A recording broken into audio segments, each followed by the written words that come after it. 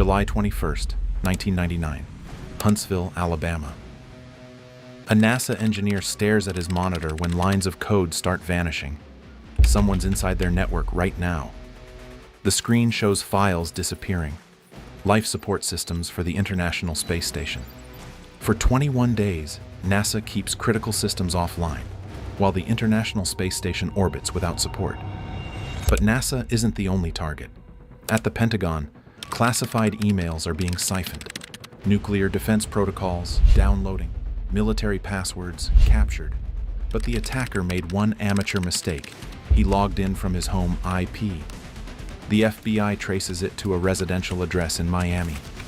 Agents gear up, expecting a foreign operative, a terrorist cell. They kick down the door to find a 15-year-old kid in his pajamas, still at his computer. Who was this teenager? And how did he breach the Pentagon? Jonathan James discovered computers at age 6 when his programmer father brought home a Gateway PC in 1989. Within months, the kid had memorized every menu, beaten every game, and started asking questions his dad couldn't answer. By age 8, Jonathan cracked his first password, the parental controls meant to limit his screen time. His father found him at 3 a.m., eyes bloodshot, fingers flying across the keyboard. The punishment? He got the computer confiscated for 2 weeks. But Jonathan's response changed everything. He broke into Palmetto Middle School's grading system, changed his C in math to an A, printed the modified report card, and slid it across the dinner table. "Give me back my computer," he said, "and my grades stay perfect." His mother's fork stopped midair. His father recognized the code on the printout, SQL injection, a technique most programmers didn't master until college. Their kid had just executed digital blackmail. They returned his computer that night. Online, Jonathan became comrade. No profile picture, no personal details, just raw skill that made veteran hackers take notice. In IRC channels like Hack the Planet and 2600, he absorbed techniques that textbooks wouldn't teach for another decade. Buffer overflows, packet sniffing, port scanning. One mentor, Handle Most Hate, taught him the cardinal rule. Never hit the same target twice. Always escalate. Jonathan took notes in a spiral notebook he kept locked in his desk drawer, notes that would later become evidence. His first real target came in February 1999. Bell South, the telecom giant serving 22 million customers across 9 states. Jonathan scanned their network for 3 nights straight, found an unpatched Solaris server running an outdated version of SendMail, and slipped inside.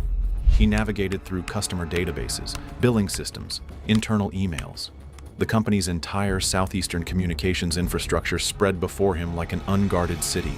He downloaded nothing, changed nothing, left no trace except a single line in a log file that administrators wouldn't notice for 8 months.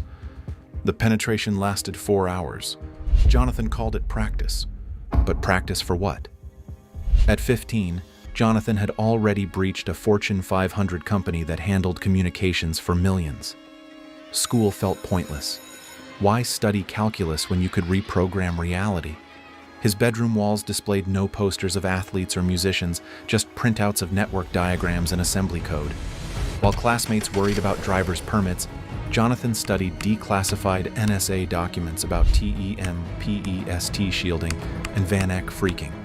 He wasn't collecting baseball cards, he was collecting zero-day exploits. And late one June night, hunched over his custom-built Linux machine, he found the ultimate collector's item, an unsecured server with a .gov domain. The IP traced to Huntsville, Alabama. He didn't know it yet, but he'd just discovered NASA's front door. Would he try the handle? What would he find behind it? June 29th, 1999. Jonathan's scanner returned an IP address, 192.76.91.54. The reverse DNS lookup showed a weird domain, nasomp3.msfc.nasa.gov, Marshall Space Flight Center. His pulse jumped. NASA. The agency that put humans on the moon ran servers with telnet ports wide open and root passwords set to password 123. Jonathan couldn't believe it. He ran the scan 3 more times to be sure. Same result. NASA's security was weaker than his high school's. He crafted his entry carefully. First, a simple buffer overflow in the BIND DNS service gave him user-level access. From there, he escalated privileges using a local kernel exploit published just weeks earlier. Within 17 minutes, he owned root, the admin access, on 13 interconnected machines. No alarms triggered, no administrators noticed. NASA's own documentation, which he found on the compromised servers, showed these systems managed Environmental Control and Life Support Systems, ECLSS, for the International Space Station.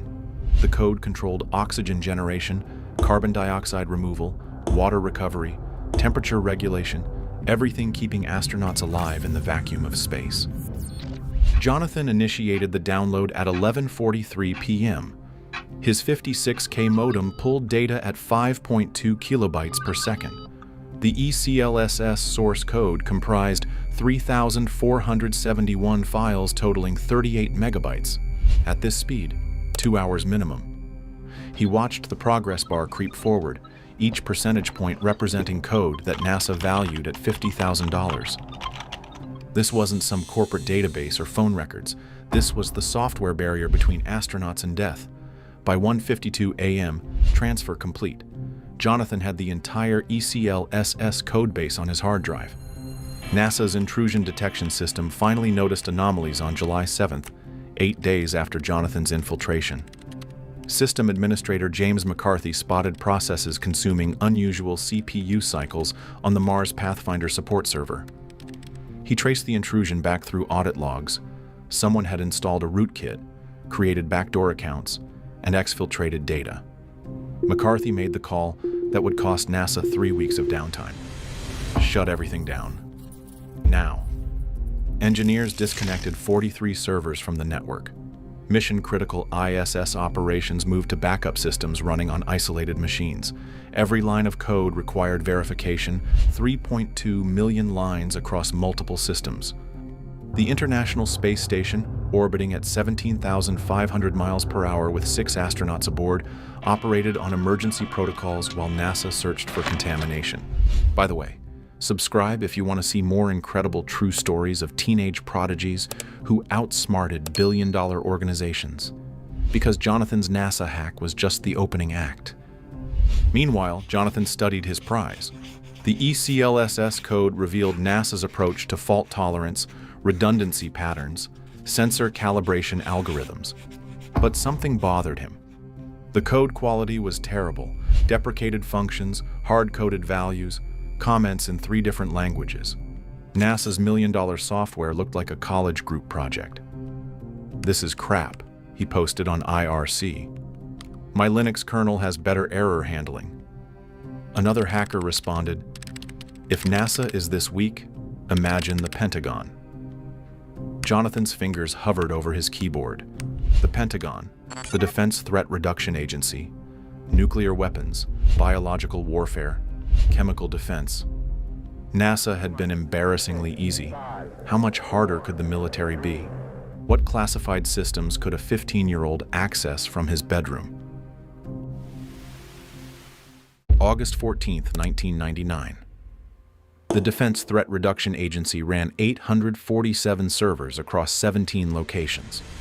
Jonathan started with their Dulles, Virginia facility, DTRA's main data hub connecting Fort Belvoir, Kirtland Air Force Base, and the Pentagon itself.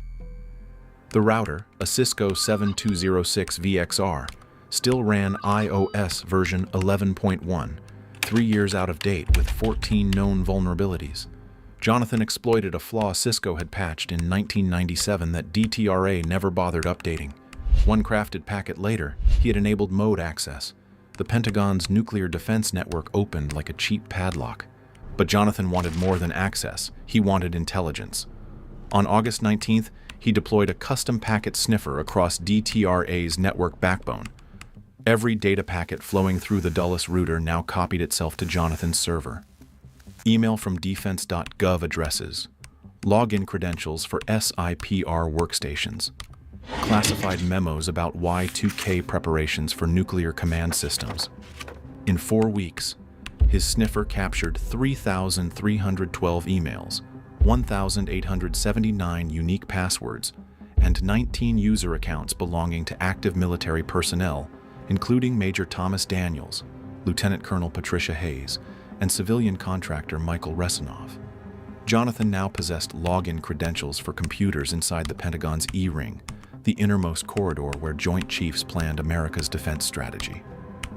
September 3, 1999. Jonathan logged into Major Daniels' workstation using captured credentials. The desktop contained 1,247 files, threat assessments for North Korean missile capabilities, contingency plans for biological attacks on major cities, communication protocols for nuclear submarine commanders.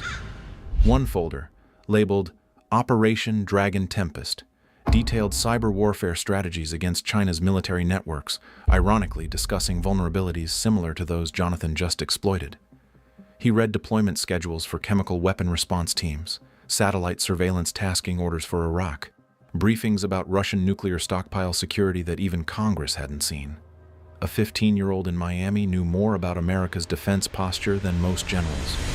The most sensitive find came on September 18th. Email threads between DTRA, Director Jay Davis, and Secretary of Defense William Cohen